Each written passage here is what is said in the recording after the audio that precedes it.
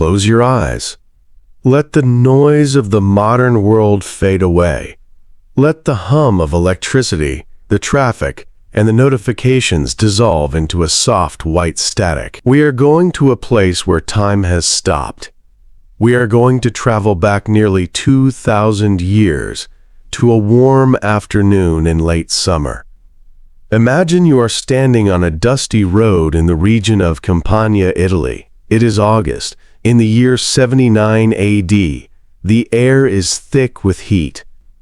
It is a dry, Mediterranean heat that presses against your skin and smells faintly of dried grass, pine resin, and the salt of the nearby sea. To your north, a mountain rises.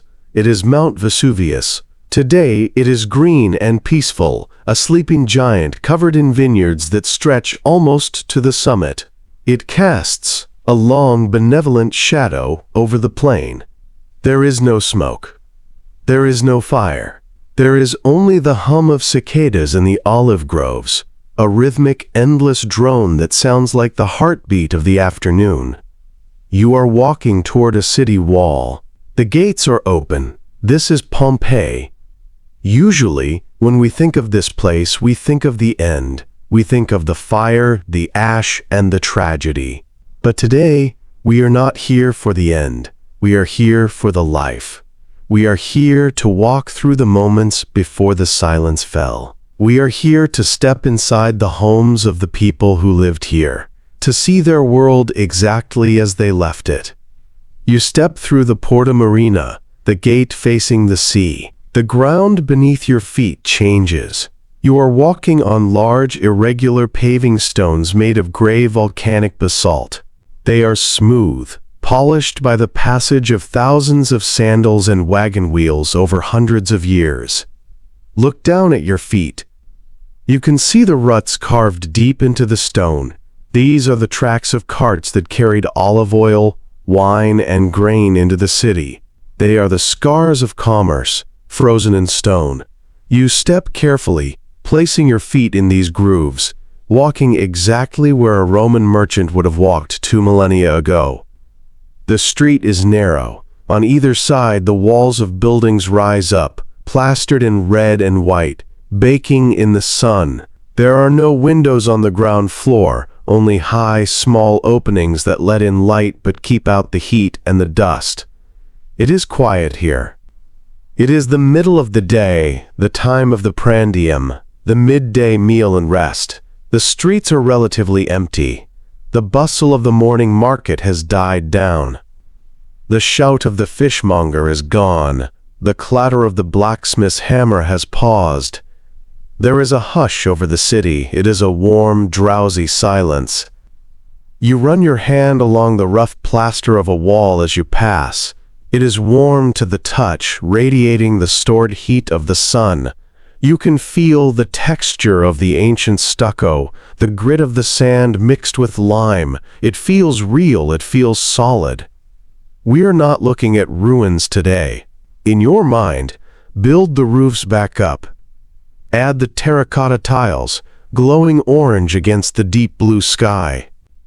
Add the wooden balconies jutting out from the upper stories, providing shade for the sidewalk below. You are walking past shops, tabernae. Their shutters are closed against the heat.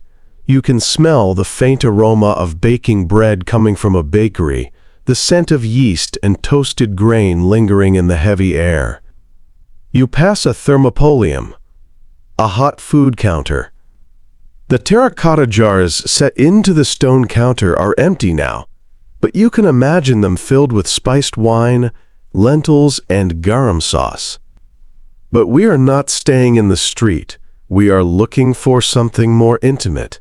We are looking for a home. You turn a corner. The noise of the main thoroughfare fades even further.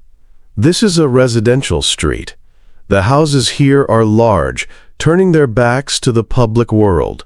They are fortresses of privacy. You stop in front of a grand doorway. It is framed by limestone blocks, imposing and tall.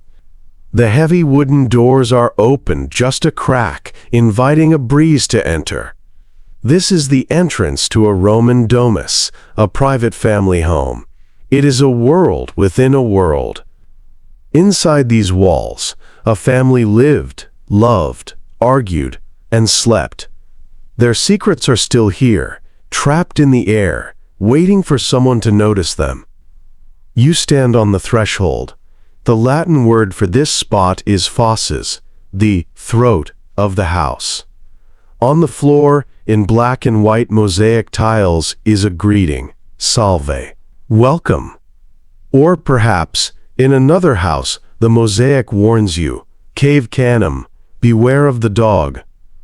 You take a breath. The air inside smells cooler. It smells of damp stone, beeswax polish, and the faint, sweet perfume of burning oil lamps. You step across the threshold. You leave the bright, harsh sunlight of the Roman street behind you. You step into the shadow. You are inside. You have crossed the threshold. You have left the blinding white glare of the afternoon street and stepped into the cool, dim sanctuary of the domus. Your eyes take a moment to adjust. The sudden shift from the sun to the enclosed shadow is disorienting. You are standing in the fosses, the narrow entryway. The floor beneath your sandals is cool. It is a mosaic of black and white stone, polished smooth. It spells out a silent greeting. Salve. Welcome. You walk forward, and the house opens up. You have entered the atrium. This is the heart of the Roman home. It is not merely a hallway. It is a stage where the family displayed their status. But right now, in the quiet of the afternoon, it is empty. It feels vast and silent. The first thing you notice is the light.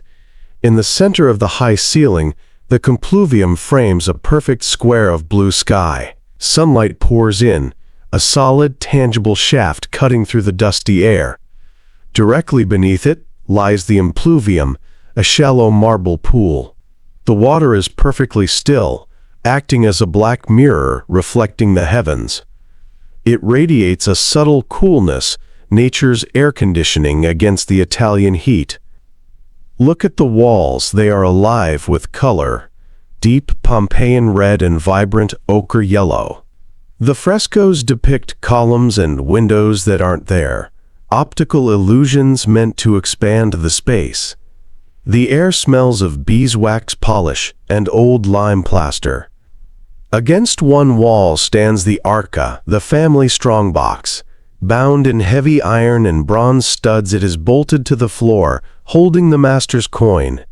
It speaks of security and possession. But the true soul of the room is the lararium. Tucked in a niche, this small shrine looks like a miniature temple. Inside stand the tiny bronze figurines of the lares, the dancing guardian spirits of the family. A painted serpent coils beneath them, a symbol of protection. On the small shelf, a dusting of ash remains from this morning's incense offering. It feels peaceful here. The thick stone walls muffle the city outside. The house feels permanent, a fortress of privacy. You turn your back on the front door. You walk past the quiet pool, moving deeper into the secrets of the past. You leave the cool, watery edge of the impluvium and move deeper into the shadows. Directly ahead of you, separating the public atrium from the private world beyond, lies a room with no doors. This is the tablinum. In the modern world, we might call this a study or an office, but those words feel too cold, too sterile. The tablinum is the brain of the house. It is the filter through which the outside world is allowed to trickle into the family's private life. You step onto the floor. The mosaic changes here. In the atrium, the pattern was simple and geometric. Here, beneath your feet, the stones become intricate. Tiny hand-cut cubes of yellow, black, and white marble form a picture, perhaps a theatrical mask, or a pair of doves drinking from a golden bowl. It is a subtle signal to your subconscious. You are entering a space of higher status. You are entering the domain of the master. The room is open on two sides. Behind you is the shadowed, high-ceilinged atrium. In front of you, through a wide, arching opening, you can see a brightness that you haven't reached yet. The tablinum sits between these two worlds like a bridge. It creates a wind tunnel, pulling the cool, scented air from the garden through the house to the front door. A gentle draft brushes past your face, carrying the scent of rosemary and old paper. To your left, there is a low wooden table. It is cluttered with the ghosts of work. Imagine the objects that would have rested here just moments ago, before the earth shook. A stylus, a sharp, pointed bronze tool, polished by years of handling, lies next to a set of wax tablets. These tablets are the Roman equivalent of a notepad. They are wooden rectangles, bound together with leather thongs, hollowed out and filled with black beeswax. Lean in closer. You can almost see the scratch marks in the wax where the master pressed his thoughts. Calculations of olive oil yields from the farm, a debt owed by a neighbor, or a draft of a letter to a son serving in the Legion. The wax is smooth, waiting to be smoothed over and written upon again. It is a temporary memory, frozen in time. Next to the tablets, a papyrus scroll sits half unrolled. The paper is yellowed and brittle, smelling of dry reeds and the Nile River. It is held down by a small bronze weight, shaped like a sleeping dog. The ink on the page is made from soot, water, and gum arabic. It smells faintly of burning wood. This room feels serious. It smells of cedar wood from the chests where the family records are kept. These chests, or armaria, line the walls. They are tall, wooden cabinets with paneled doors. Inside them lie the deeds to the land, the marriage contracts, the wills.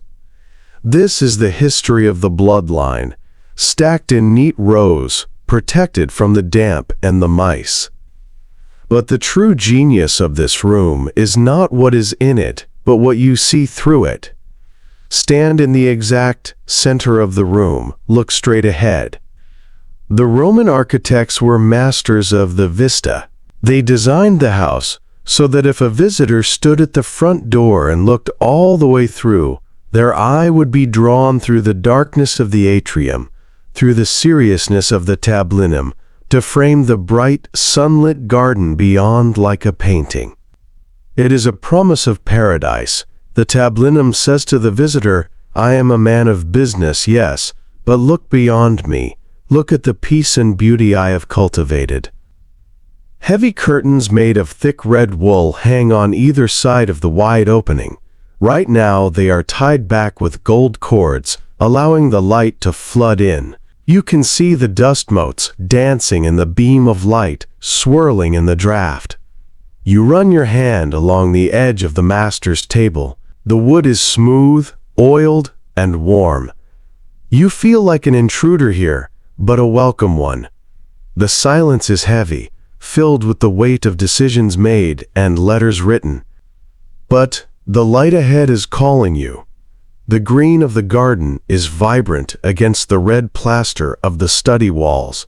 You take a step forward, leaving the business of the house behind. You are about to step into the pleasure of the house. You cross the final threshold of the tablinum.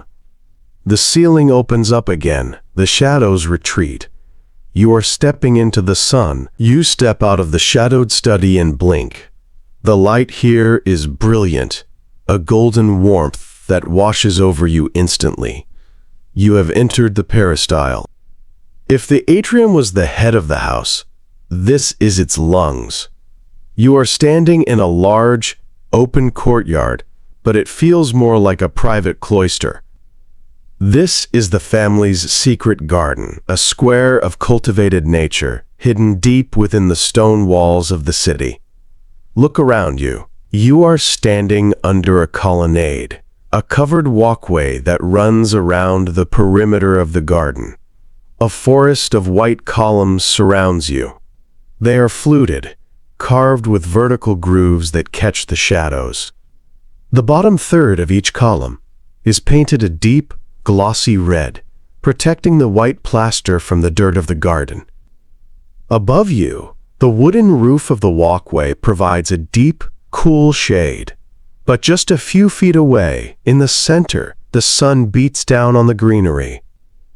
You begin to walk slowly along the colonnade. Your sandals scrape softly against the stucco floor. To your left are the painted walls of the house. To your right is the viridarium, the garden itself. It is not a wild place. It is nature-tamed, organized, and perfected. The Romans loved order. The garden is laid out in geometric beds, separated by low fences made of woven cane. Breathe in. The air here is heavy and fragrant. It smells of the earth baking in the sun. It smells of boxwood hedges clipped into perfect shapes, but underneath that, there is a sweetness. You see bushes of oleander, their pink flowers bright against the dark leathery leaves. You see rows of damask roses, grown not just for their beauty, but to make the perfumed oil the family uses after their baths. The scent is thick, sweet, and heady. Tucked between the decorative plants are the useful ones. You spot a patch of rosemary, its woody stems warming in the heat, releasing a piney, sharp aroma. There is thyme, there is mint. This is a living pharmacy and a spice rack, growing silently in the sun. But the dominant sound here is not the wind in the leaves. It is water. In the exact center of the garden sits a marble fountain. It is the heartbeat of the peristyle. A small bronze statue, perhaps a boy holding a goose or a dolphin, spouts a clear, sparkling stream of water into a wide basin. Splash, trickle, splash. The sound is hypnotic. It masks the distant noise of the neighbors. It cools the air. It creates a rhythm that slows your own pulse down to match it. You watch the water ripple, distorting the reflection of the blue sky above. Hanging between the columns are marble discs, suspended on bronze chains. These are called oscilla. They carve gently through the air, twisting in the slight breeze. On one side, a carved mask. On the other, a leaping hare. When the wind picks up, they tap lightly against the pillars. Clink, clink, a wind chime from 2,000 years ago. You stop to look at a small statue nestled in the ivy. It is a sleeping fawn, curled up on a rock. It looks so peaceful, so completely at rest. It reminds you that this space is designed for leisure, for otium. This is where the master would walk after dinner to digest his meal. This is where the children played with their wooden dolls. This is where the lady of the house sat to spin wool, bathed in the soft afternoon light. The walls under the colonnade are painted too, but here they don't mimic architecture, they mimic nature. The artists have painted lush forests, birds with bright blue feathers, and trees laden with golden fruit. They have tried to blur the line between the real garden and the painted one, creating a world where winter never comes, where the leaves never fall. You feel completely cut off from the world. The city of Pompeii, with its busy streets and loud markets, feels miles away. You are in a bubble of green and white. A lizard, small and green, darts across the warm path in front of you and freezes. It pulses with the heat, watching you with a tiny black eye, then scurries into the safety of the acanthus leaves. You walk to the edge of the colonnade and sit on the low wall. You reach out a hand. The leaves of a laurel bush brush against your fingertips. They are warm, waxy, and real. You are sitting in the center of a life that was lived fully, quietly, and beautifully. The sun warms your shoulders. The water trickles. The roses release their scent. For a moment, You are not a visitor from the future. You are simply home. You stand up from the low wall of the garden. The sun is beginning its slow descent, shifting from bright white to a softer golden disk. The shadows in the colonnade lengthen, stretching like fingers across the mosaic floor. You turn away from the fountain. Directly off the peristyle, opening onto the garden like a theater box, is the triclinium. This is the dining room. But to call it a dining room is to simplify it too much. In the Roman world, eating was a ritual. This room is the stage. You step inside. The air is still, protected from the breeze but filled with the scent of roses drifting in through the wide doorway. The room is named for its furniture, triclinium, or 3 couches. You see them arranged in a U-shape around a central point. They are built of masonry, solid and permanent, rising from the floor like stone banks. But they are softened with luxury, thick mattresses stuffed with wool and covered in rich fabrics of Tyrian purple or saffron yellow. They look inviting. They beg you to sink into them. In our world, we sit to eat. Here, they reclined. Imagine sliding onto the couch on the right, lying on your left side, leaning your elbow on a pile of silk cushions. Your legs stretch out behind you. Try to imagine that sensation, the removal of gravity's weight from your spine, the absolute relaxation before the first bite is even taken. From this low angle, the room changes. The painted scenes on the walls loom larger. Look at the walls. Here, the art is designed to stimulate the appetite. You see a still life painted with incredible realism. A wicker basket overflowing with ripe figs, a glass bowl of clear water, a silver platter holding a fish with shimmering scales. On another wall, perhaps Bacchus, the god of wine, pours a drink. The colors are lush greens and heavy reds. In the center of the couches stands a low table made of polished citron wood. It is small, meant only to hold the serving dishes for a moment before the slaves offer them to the guests. You can almost hear the soft clink of delicate glass. Imagine the table set for the evening, a loaf of round bread, scored into 8 sections like a wheel, a bowl of olives marinated in fennel, a plate of oysters brought fresh from the bay. The host would lie on the lowest couch, the imus. His guest of honor would lie next to him. They would talk quietly, heads close together, sharing secrets over cups of watered wine.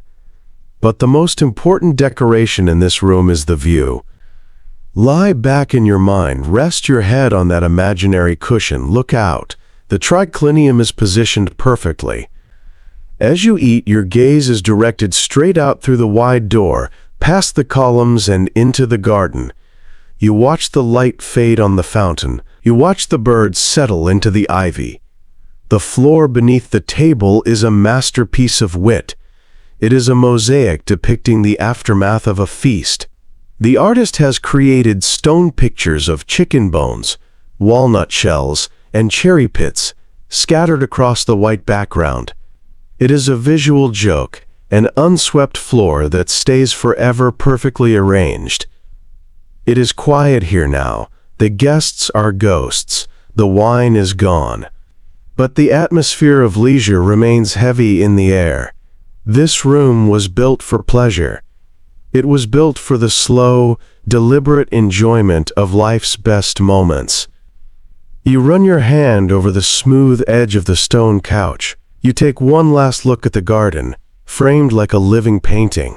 But the house has a working heart, too. A place of heat and fire that makes all this luxury possible. We must leave the comfort of the cushions. We must go to where the work is done. We leave the painted birds and the silk cushions behind. We leave the open air of the garden. We are moving into the service corridors now. The plaster on the walls here is simpler, plain white, or perhaps a rough, unpainted stucco. The floor is no longer intricate mosaic, but packed earth or simple brick. You are following a smell, It is a scent that transcends time, the smell of wood smoke, toasted grain, and the sharp, savory tang of herbs. You duck your head to enter a low doorway. You are in the Kalina, the kitchen. This room feels different. It is small, it is cramped. While the atrium was built for show and the peristyle for leisure, this room was built for work. The air here is always warm, holding the memory of 1,000 fires.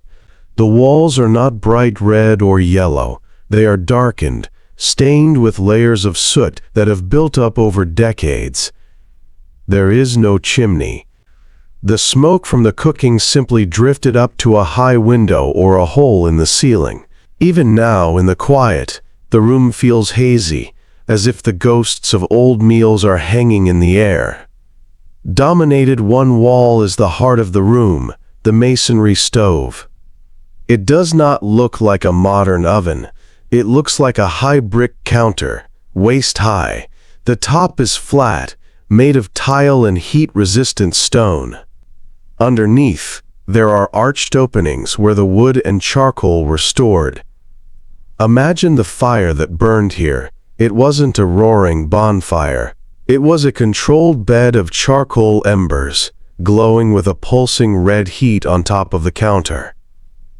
Iron tripods and gridirons would stand over the coals, holding the pots and pans. Walk closer to the counter. It is cluttered with the tools of the trade. They look surprisingly familiar. There is a knife, with a wooden handle, the blade worn thin from years of sharpening. There is a bronze strainer, turning green with age, used to filter the wine. There is a heavy ladle hanging from a hook. But the most distinct object is a large, heavy bowl made of coarse pottery. It has grit embedded in the clay on the inside, making it rough like sandpaper. This is the mortarium. It is the Roman blender. You can imagine the cook standing here, the rhythmic scrape, scrape, scrape of the pestle against the rough clay. They would be grinding coriander, cumin, lovage, and mint. The friction releases the oils. The smell in this small room would be overpowering, a thick, green, spicy fog. In the corner, leaning against the wall, are the amphorae. These are the tall, two-handled clay jars that carried the liquid life of the empire. One is marked in black ink with the word oleum, olive oil from a local farm. Another holds wine from the slopes of Vesuvius itself. And then, there is a smaller jar. It has a stopper. If you were to open it, the smell would hit you instantly. It is garum, fermented fish sauce. To us it might smell pungent, but to the Romans, it was liquid gold. It was the salt, the umami, the depth of flavor added to almost every dish.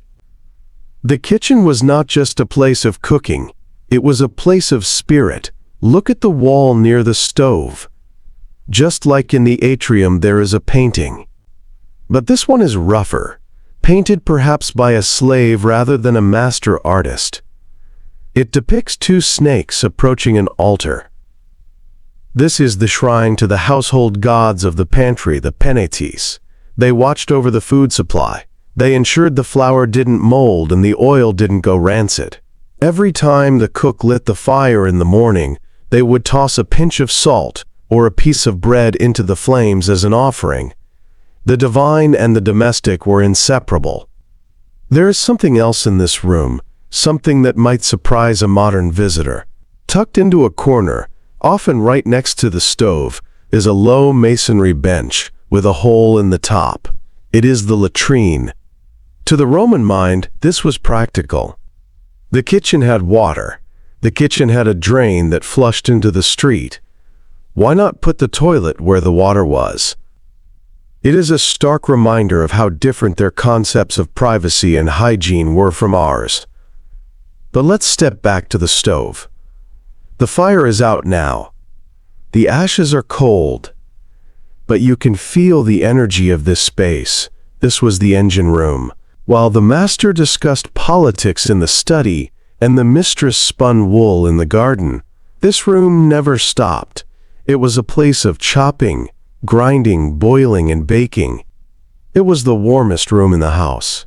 In the winter, the slaves would crowd in here, sleeping near the dying embers of the stove to keep warm. You can imagine the low murmur of their voices, the gossip of the street finding its way into the heart of the home. You run your finger along the rough edge of the stove. It leaves a smudge of charcoal on your skin, a tiny physical connection to the last meal ever cooked here. We leave the kitchen now. The air is too heavy, the space too confined. We need to find rest. We need to find the place where the day truly ends. We step away from the kitchen, leaving the smell of herbs and smoke behind. We move back into the quiet, shadowed corridors that line the peristyle garden. We are looking for solitude now. We are looking for the most private space of all. We stop in front of a small, narrow doorway. There is a heavy curtain hanging across it, made of thick wool dyed a deep forest green. You reach out and push the fabric aside. The rings rattle softly on the bronze rod above. You step inside. This is the cubiculum, the bedroom. If the atrium was vast and the garden was open, this room is the opposite. It is tiny. The word cubicle comes from this very room. It is a box, a container, a small, enclosed universe designed for one thing only: rest. Your eyes need a moment. It is very dark in here. There are no windows looking out to the street. That would be too noisy, too unsafe. Perhaps there is a tiny slit window high up on the wall, letting in a single, thin beam of light from the garden, but otherwise the room is sealed against the day. The air is cool and still. It feels like a cave or a cocoon. The silence here is absolute. The thick walls absorb every sound from the house outside. The room is dominated by a single piece of furniture, the bed, or lectus. It does not look like a modern bed. It is high off the ground, perhaps waist high. You would need a small wooden footstool to climb into it. The frame is made of turned wood, polished to a shine, with legs inlaid with bone or silver. Walk closer. You can see the structure. There are no springs here. Instead, a web of leather straps or rope is stretched tight across the frame to support the mattress. The mattress itself is a sack of heavy linen, stuffed with wool, or, if the owner is wealthy, soft goose feathers. It looks firm but yielding. At the head of the bed, there is a raised, curved board called the fulcrum. It is decorated with a bronze horse's head, worn smooth by the touch of sleeping hands over the years. Look at the floor. The mosaic here tells you exactly how to use the room. The pattern is not uniform. In the center of the room, where you stand, there is an intricate design, a geometric star or a flower, but underneath the bed, the floor is plain white plaster or simple stone. The Romans designed the floor around the furniture. They knew exactly where the bed would go, and they knew it would never move. Because the room has no view of the outside world, the walls are painted to create an imaginary one. You hold up an imaginary oil lamp to see them. The flickering light reveals a garden scene painted on the plaster. Lush trees, birds, and blue sky. In this windowless box, you could wake up and feel as though you were sleeping in a meadow. Or perhaps the walls are painted with architectural motifs, columns and arches that recede into the distance, tricking your eye into thinking the room is 10 times bigger than it is. The lighting in here is intimate. On a small 3-legged table in the corner sits a lucerna, a clay oil lamp. It is small, fitting in the palm of your hand. If it were lit, the flame would be tiny, a single tongue of fire floating in olive oil. It would cast long, dancing shadows against the painted walls. The smell of the burning oil, warm, fatty, and familiar would be the last thing you smelled before sleep. There is very little else in the room. A Roman bedroom was not for hanging out. It was not for reading or working. It was a cell for sleep. There might be a wooden chest at the foot of the bed for clothes. There might be a chamber pot tucked discreetly underneath. But nothing else. No clutter, no distraction. You can imagine the rhythm of the night here. The master or mistress would climb onto the high bed, sinking into the feathers. They would pull the heavy wool blankets up to their chins. They would lie in the absolute dark, listening to the silence of the stone house. It feels safe here. The smallness of the room is not claustrophobic. It is protective. It feels like the house is wrapping its arms around you, holding you tight against the night. You run your hand over the linen coverlet. It is cool and crisp. You can almost see the indentation of a head on the pillow. The cubiculum is a reminder that even in a grand house, the basic human needs remain simple. We need a dark place. We need a soft place. We need a place to close our eyes and let the world drift away. We step back out through the curtain, leaving the darkness behind. We move back into the gentle light of the colonnade. But there is one more private space we must see. A space of water and heat, where the Romans cleansed not just their bodies, but their minds. You leave the hushed silence of the bedroom and continue your journey through the corridors. The atmosphere changes again. The air begins to feel different, heavier, thicker, and touched with a distinct warmth. You are approaching the balneum, the private bath suite. In a city like Pompeii, most people went to the great public baths, the thermae. Those were loud, boisterous places filled with gossip, splashing, and politics. But this house, this fortress of privacy, has its own luxury, a quiet sanctuary of water and heat, reserved for the family alone. You push open a heavy wooden door. Immediately the dry heat wraps around you. You have entered the tepidarium, the warm room. Take a moment to feel the floor beneath your feet. It is warm.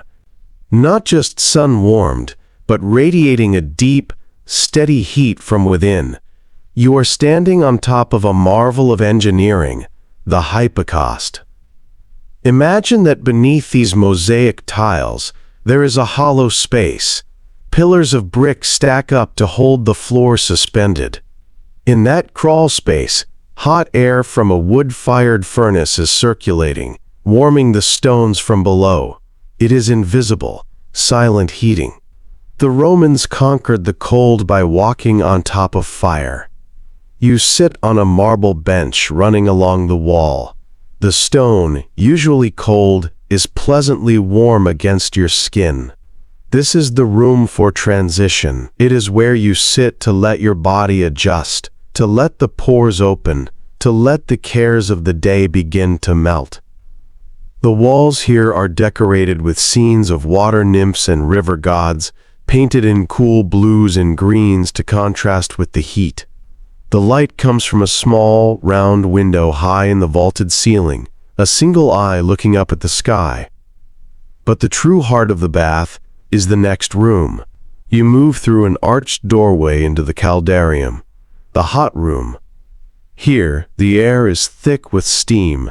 It swirls around you, catching the light of the oil lamps, creating a soft, misty haze. The temperature rises. Sweat begins to bead on your skin instantly. The ceiling here is curved, fluted with grooves in the plaster.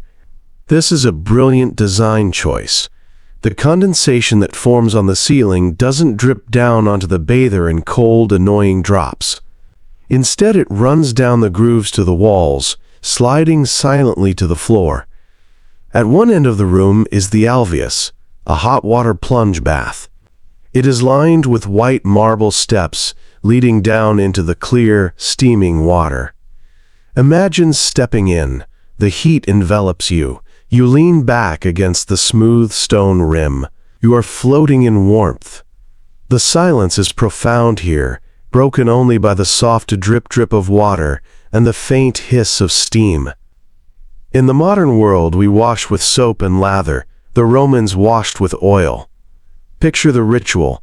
A small glass bottle, an erybolos, sits on the ledge. It is filled with olive oil, perhaps scented with lavender or rose petals. You pour the golden liquid into your palm. You rub it onto your skin. It feels heavy, smooth, and rich. Then, you pick up the strigil. It is a curved tool made of bronze, shaped like a hook or a sickle. The metal is dull, not sharp. You press it against your skin and scrape. Scrape, scrape. The tool collects the oil, the sweat, and the dust of the city. It is a deep, exfoliating clean. It is a massage and a cleansing in one. The sound of the bronze moving over skin is rhythmic, a soft friction that signifies the removal of the day's dirt. After the heat, after the oil, comes the shock. You leave the steam and move to the final room, the frigidarium, the cold room. Here, there is no heating under the floor. The air is crisp. In the center is a small, round basin of cold water. You step in, or perhaps you just splash the water over your face. Splash! The cold closes your pores. It wakes you up. It tightens the skin. It is the final note in the symphony of the bath, the refreshing finale after the heavy, sleepy heat. You step out and wrap yourself in a thick linen towel. You feel impossibly clean. Your skin is glowing, polished by the oil and the steam. Your muscles are loose. The tension of the Roman street, the noise, the crowds, the dust, has been washed away. You are ready for the evening. You are purified. You walk back out into the corridor. The air of the house feels cool now compared to the bath. You feel lighter. But a Roman house is not just about the living. It is also about the things they kept, the objects, the treasures. We must look closer now. We must look at the small things. The architecture tells us how these people lived, but to find their voices, we must look smaller. We must look at the things they held in their hands. Walk to the small cedar table in the bedroom corner. Scattered across its surface are the debris of a life interrupted. These are not museum exhibits behind glass. They are sitting right there waiting to be picked up. Open the small olive wood box. Inside, resting on faded silk, glints the gold of the empire. You see a bracelet. It is heavy, solid gold, shaped like a serpent coiling around itself. To the Roman woman who wore it, this was a guardian, a symbol of health. Imagine the weight of it on her wrist, the gold warming against her skin in the summer heat, the soft clink it made against the table. Next to it lies a hairpin made of carved bone. The top is shaped like a tiny hand holding an apple. It speaks of the morning ritual, the slave girl standing behind her mistress, twisting dark hair into an elaborate style, pinning it in place with this very tool. Beside the box lies a mirror. It is not glass, but a disc of bronze polished to a shine. It is heavy. You look into the surface. The reflection is golden and soft, giving a flattering glow. This object saw a face every single day. It saw the application of kohl around the eyes, the smiles, the frowns. It holds the memory of a vanity that is entirely human. Now look down at the floor. In the corner, half hidden by the leg of the bed, are the signs of a smaller life. 5 small objects lie scattered on the mosaic. They look like stones, but they are astragali, knuckle bones, the ankle bones of sheep, polished smooth. This was the ancient equivalent of dice or jacks. A child was playing here. Imagine the sound, click-clack, click-clack, the sound of bones hitting stone. A child was bored in the shadow of the volcano. They played around, then left their toys on the floor, intending to come back. They never did. Move back to the atrium. Look at the arca, the strong box. Imagine it is open. Inside are leather pouches. Loosen the drawstring of one and pour the contents into your palm. Chink. Silver coins spill out. Denarii. Hold one up. It is small and thick. On one side, the stern profile of the emperor, on the other, a goddess. This coin bought bread from the bakery and wine from the jar. You can feel the grease on the metal, the wear where thousands of thumbs have rubbed it smooth. This hoard represents the family's ambition. It was meant for a dowry, a new plot of land, a renovation. It sits here now, a frozen asset in a bank that closed forever on an August afternoon. And finally, look at the wall itself in the hallway. Scratched into the plaster with the point of a stylus, you can see faint white lines. It is not poetry, it is a shopping list. Lard, garlic, oil, bread. Or perhaps a message. Romulo was here. These tiny scratches are the whispers of the house. They are the informal, unedited voices of people who didn't know they were writing for eternity. They worried about groceries. They got bored and doodled. You stand in the quiet house, surrounded by these objects: the gold bracelet, the bone toy, the silver coin, the scratch on the wall. They are small things, but they weigh more than the stone columns. They are the anchors that hold the ghosts in this place. They are the evidence that this was not a ruin, but a home. But a home is not an island. To truly understand the life of this family, we must step out one last time. We must see where they went when they left these walls. We must see the street. We retrace our steps now, leaving the intimate silence of the garden.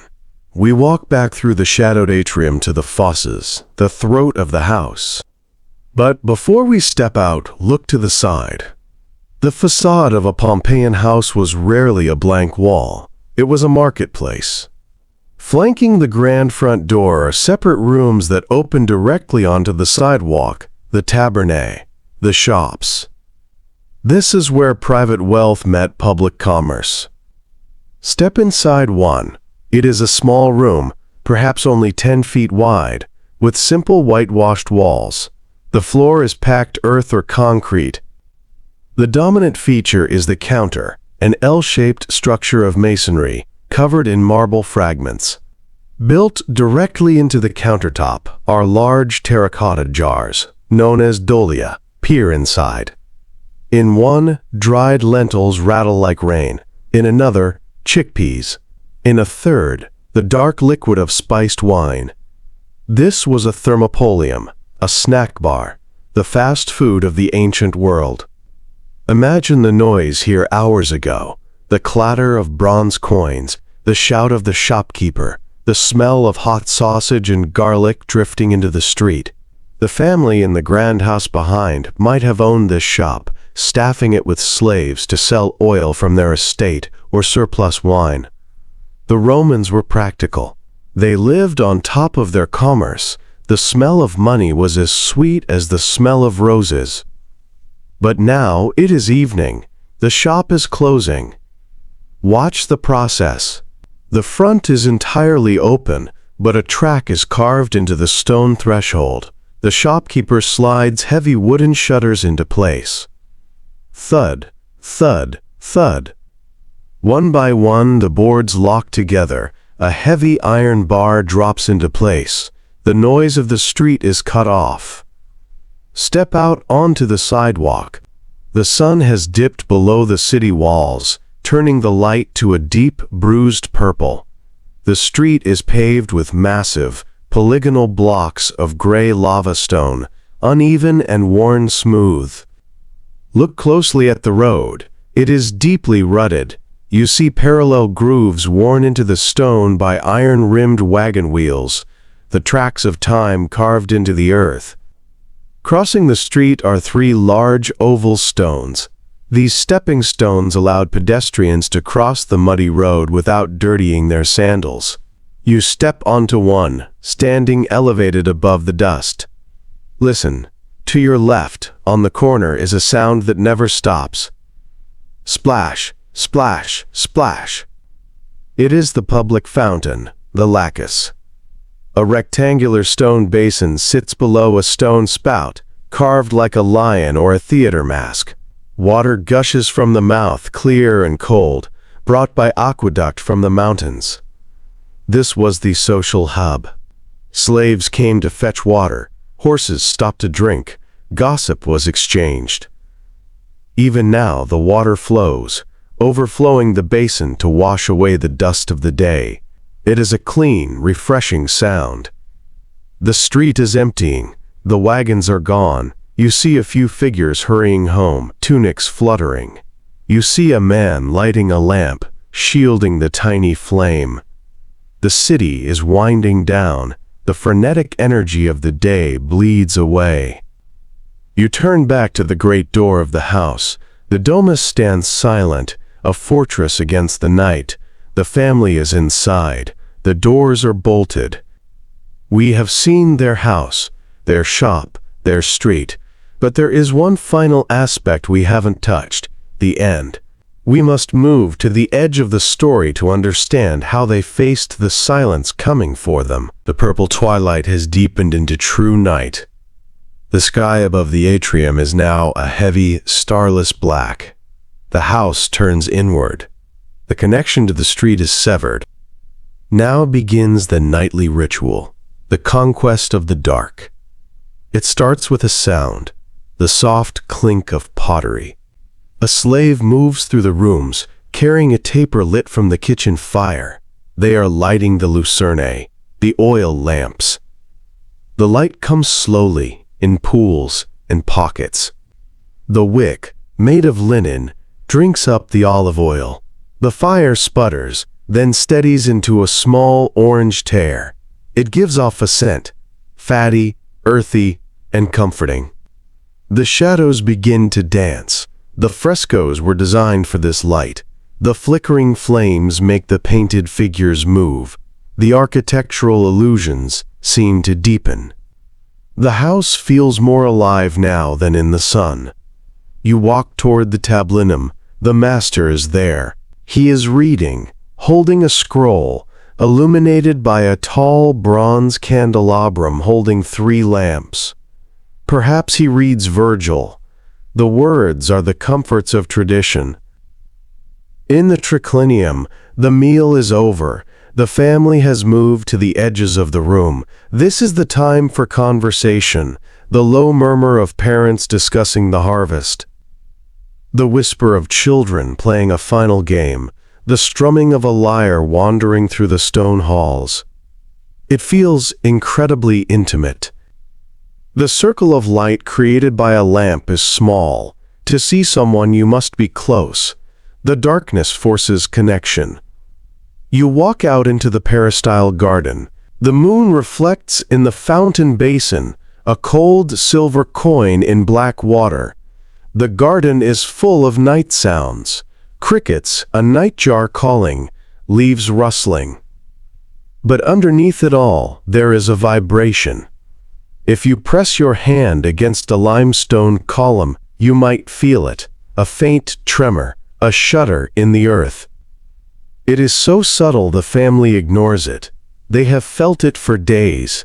The giants are rolling over, the old women say. They live on the slopes of a volcano, but they do not know it. To them, Vesuvius is just a mountain, a benevolent provider. So they ignore the tremor. They ignore the dog pacing nervously. They trust the walls. They trust the gods. You look back at the house. The ground floor glows with warm orange hearts. It is a scene of perfect domestic peace. A father reading, a mother spinning, a child sleeping. It is the night of August 23rd, or perhaps October. But the date doesn't matter. What matters is that it is the last night. The irony hangs heavy. They are surrounded by the things they built to last forever. The stone walls, the heavy chests, they feel infinitely secure.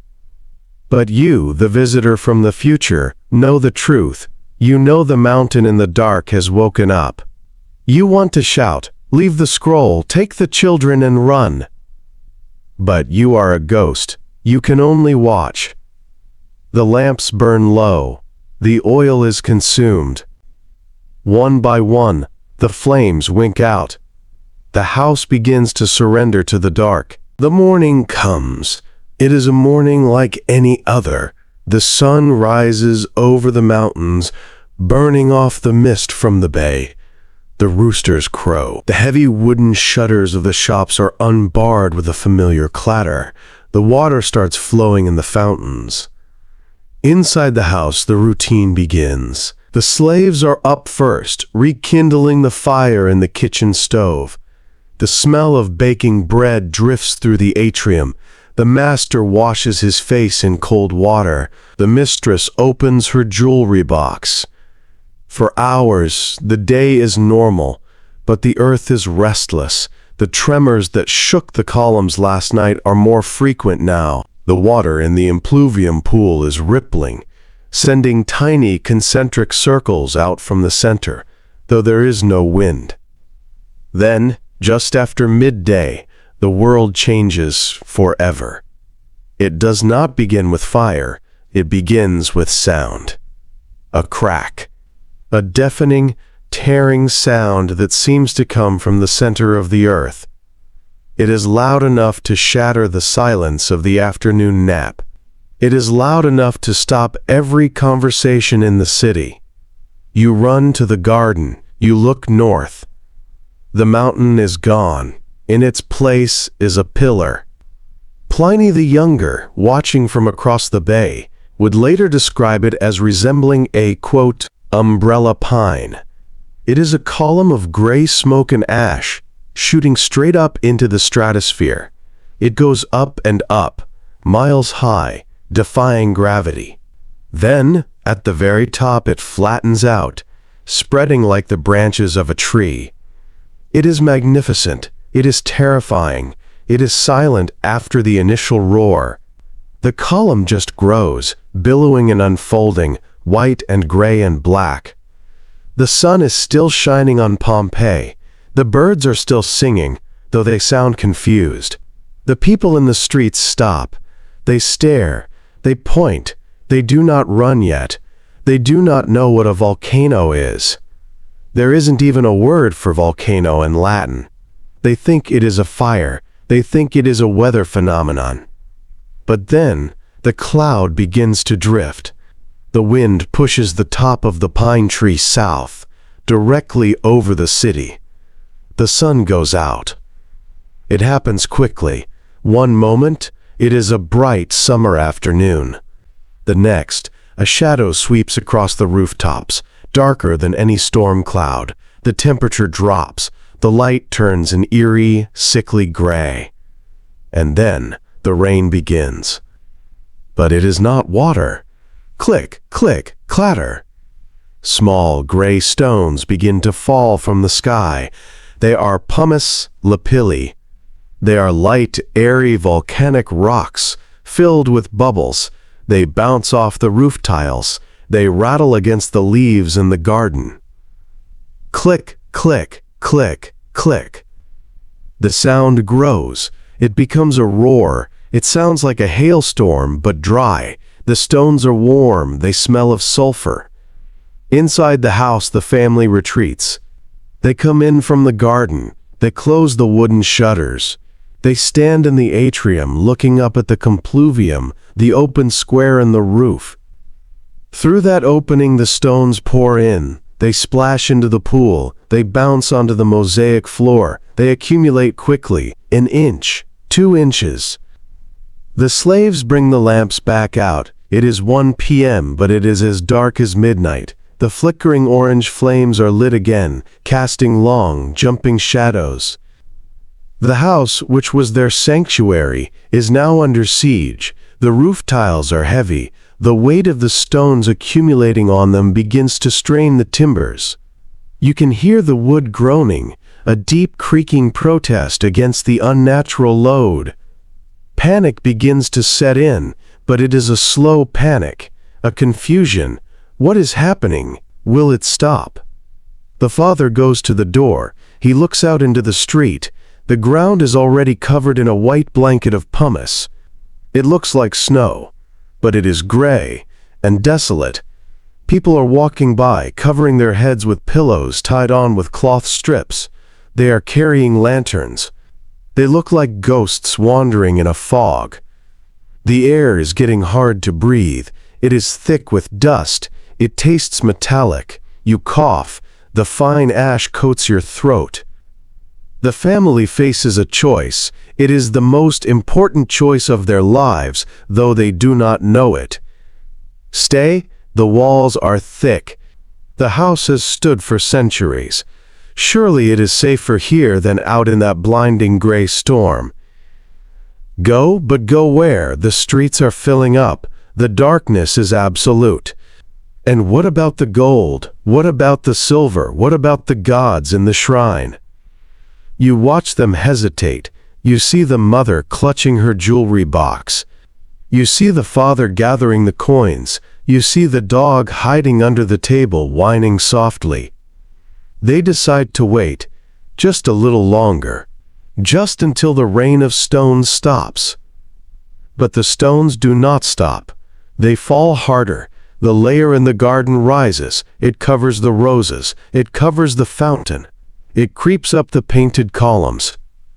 The house is being buried alive, inch by inch, hour by hour. The safe world of the domus is shrinking. The exits are blocking up. The window to the sky is closing. The house is no longer a home. It is a trap. The accumulation of the pumice, those millions of tiny, gray, porous stones, has changed the physics of the building. Outside, in the street, the level has risen to the height of a man's waist. Inside the atrium, the impluvium pool disappeared hours ago. The pile of gray stones is now a cone, spreading outward, burying the mosaic floor, burying the strongbox, pushing against the heavy wooden doors of the bedrooms. The sound has changed. The sharp rattle of the stones hitting the roof has dulled. Now there is a deep, muffled thudding. The thick blanket of ash on the roof is absorbing the sound, creating a suffocating silence. It is the silence of insulation. You stand in the corner of the tablinum. The air is incredibly hot. The volcano is not just throwing rock, it is throwing heat. The temperature inside the house is rising. It smells of sulfur, like 1,000 matches struck at once. It smells of dry, toasted dust. The family has gathered. They are no longer separated by room or by status. The master, the mistress, the children, and the slaves are huddled together in the furthest room, perhaps the dining room, where the roof timbers are strongest. They have brought the lamps with them. The small clay flames are the only things keeping the absolute blackness at bay. They cast long, wavering shadows against the walls, shadows of people holding cloth to their faces, trying to filter the air. Every breath is a labor. The dust is everywhere. It is in the folds of their tunics, in their hair, in their eyelashes. When they swallow, they taste the earth. Then comes the sound they have been dreading. Crack. It is sharp, like a gunshot. A roof beam in the atrium has snapped. The weight of the pumice was too much. You hear the groan of the wood, then a rush of air, and a heavy, sliding crash. Tiles, timber, and tons of gray rock cascade into the center of the house. A cloud of thick white dust billows down the hallway, momentarily choking the lamps. The family flinches. They pull their children closer. They look at the ceiling above them, praying to the gods of architecture that the vault holds. The house is dying. The structure is failing. This is the moment of realization, the hope that it will pass, is gone. The realization sets in that the doors are blocked. The pumice has piled up against them from the outside.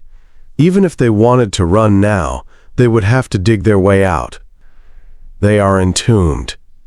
But there is a strange calmness to it. Panic requires energy, and the heat and the bad air have sapped them of it. They sit quietly. They hold hands. The mother opens the jewelry box one last time. She takes out the gold bracelet, the serpent with the emerald eyes. She puts it on. Not for vanity, but for comfort. It is hers. It is who she is. She wraps her arm around her daughter. The father checks the money pouch at his belt. It is heavy, useless metal now. They wait. The night wears on. The eruption outside is shifting gears. The column of smoke that stood so tall for hours is beginning to falter. The energy is changing. The umbrella pine is collapsing. In the early hours of the morning, the light in the room changes. The orange glow of the lamp seems to dim, not because the oil is low, but because the darkness outside has become something physical. You can feel the pressure drop. The air in the room seems to get sucked out for a split second. Then the ground shakes, not a tremor this time, a convulsion. The silence returns, but it is different. The rain of stones has stopped. This silence is heavy. It is pregnant. It is the deep breath before the scream. The family looks up. They sense it too. The lack of noise is more terrifying than the roar. They look at each other. In the dim light, their eyes are wide, rimmed with red dust. They do not speak. There is nothing left to say. There is only the breathing. In, out, in, out. They are waiting for the end of the world. And it is coming, rushing down the mountain at 60 miles an hour, a river of superheated gas and ash that will erase everything in its path.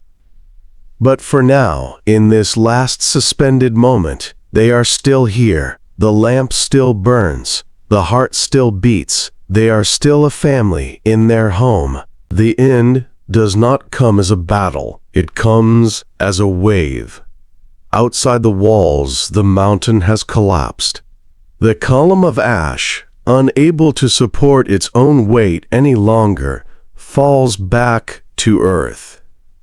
It transforms from a cloud in the sky into a river on the ground.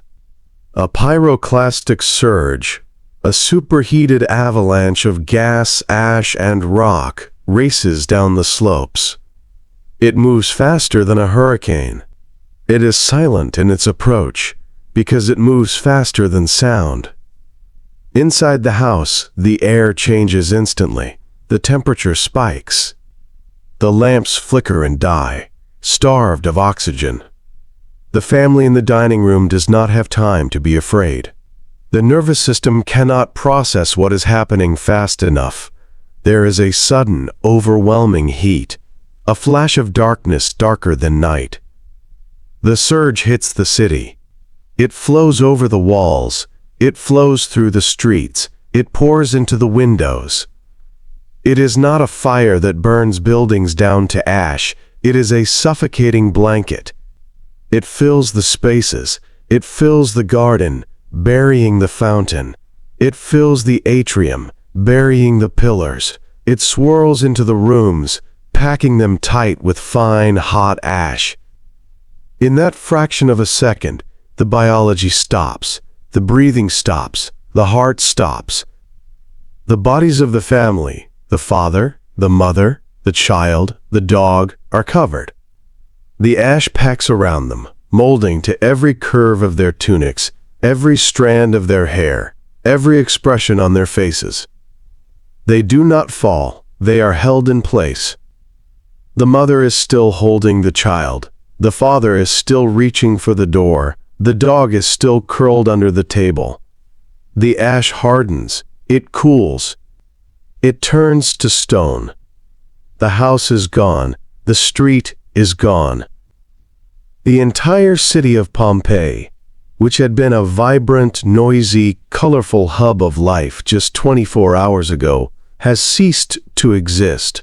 It has been erased from the map. A silence falls over the bay, a silence deeper than any the world has ever known. The days turn into weeks, the weeks into years. The rain falls on the gray landscape. Grass begins to grow on top of the ash. New people come. They walk over the ground, unaware that 30 feet beneath their sandals, a roof is still intact. They plant vineyards.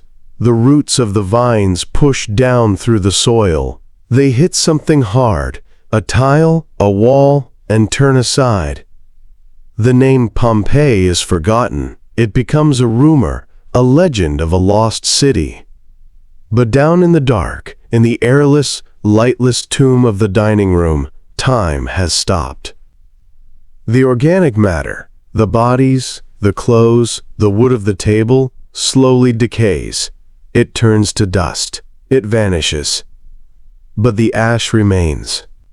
The ash has hardened into a perfect negative mold. Where the mother's arm was, there is now a hollow tube in the stone. Where the child's face was, there is a perfect impression of a nose, a mouth, a closed eye. Where the gold bracelet was, it remains, suspended in the void, clasping a wrist that is no longer there. The void waits. It holds the shape of the life that once occupied it.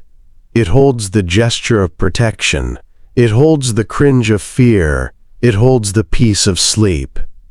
The house waits. The paintings on the walls are sealed in the dark, their colors preserved by the very disaster that destroyed them. The red is still red. The yellow is still yellow. The painted birds in the garden are still singing in their silent stone world. 1700 years pass. Empires rise and fall, kings are born and die. Wars are fought. The world changes completely. But in the house, nothing changes. It is the longest night. Then, one day, a shovel hits a stone. A pickaxe breaks through a wall. A beam of sunlight, the first in nearly 2 millennia, slices into the darkness. The sleep is over. The discovery begins. We stand now in the light of the modern day. The ash has been swept away. The roof is gone, allowing the sun to once again touch the mosaic floors. The house is open to the sky, a skeleton of its former self, yet miraculously intact. When the excavators came in the 19th century, led by a man named Giuseppe Fiorelli, they found something strange. As they dug through the hardened ash, they found hollow spaces, voids. They realized these were not random holes, they were the shapes of the lost. Fiorelli had an idea. He poured liquid plaster into these hollows. He let it set, and when he cleared away the ash, the ghosts returned. The plaster filled the space left by the bodies. It captured the fold of a tunic, the strap of a sandal, the expression of a face. We see them now, lying in the museum or in the garden where they fell. They are not skeletons. They look like statues sleeping in stone. We see the man shielding his eyes. We see the mother holding the child. We see the dog twisted in its collar. They are heartbreakingly human. They bridge the gap of 2,000 years in an instant. They are not Romans. They are us. Walk through the house one last time. The colors on the walls are still bright. The Pompeian red is still deep and rich. The painted garden still blooms with eternal summer. The beware of the dog mosaic still guards the door. In the kitchen, the oven was found with 81 loaves of bread inside, black with carbon but still perfect in shape, stamped with the baker's mark. The lunch that was never eaten. On the table in the study, the wax tablets were found. We can still read the accounts. We know who owed money. We know who sold wine. We know their names. This is the gift of the disaster. By ending the city so suddenly, Vesuvius saved it. It stopped the clock. It prevented the slow decay of time. It didn't just preserve the stones, it preserved the moment. It allows us, the visitors from the future, to walk into the tablinum, close our eyes, and almost hear the scratch of the stylus. To stand by the fountain and almost hear the splash of water. The house is silent now. The tourists come and go, their voices echoing off the walls, but underneath the noise, the deep silence of the ancient world remains. It is a peaceful silence. It is the silence of a story that has been fully told. The sun begins to set over the ruins again. The long shadows stretch out from the broken columns. The cicadas begin to sing in the wild grass growing between the paving stones. We leave the house. We step back out over the threshold, past the salvi greeting on the floor. We walk back down the rutted street, past the fountain with the lion's head. We leave them to their rest. They have shared their lives with us. They have shown us their bedrooms, their kitchens, their treasures, and their fears. Now, the gates of the archaeological park are closing. The modern world retreats. The night settles over Pompeii once more. The volcano looms in the distance, a dark silhouette against the stars, silent and sleeping. The city sleeps at its feet, bathed in moonlight, quiet and eternal. The whispers of the ancient homes fade into the breeze. The ghosts are at peace. The history is safe.